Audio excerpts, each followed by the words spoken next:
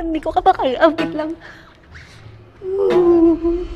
Ayokong magsisi sa bandang huli na bakit hindi ko ginawa to. Tapos makikita ko kagrupo ko nasa isang stage, ginagawa nila yung reunion concert. Nung nakita ko siya, sobrang natuwa ako.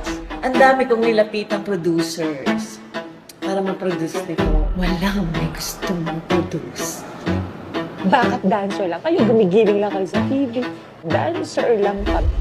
Wala akong pakialam sa inyo kung dancer ako. Stop mo na yan kasi wala nang nangyayari. Para sa kanila, wala na. But I still want to dance kasi ito yung passion ko. Hindi ako matatapos ng ito lang. Akala mo may legacy kang naiwan, pero wala. Ito yung nagbago ng buhay na. Itong grupong to. At ipagmamalaki ko to hanggang sa pagtanda ko.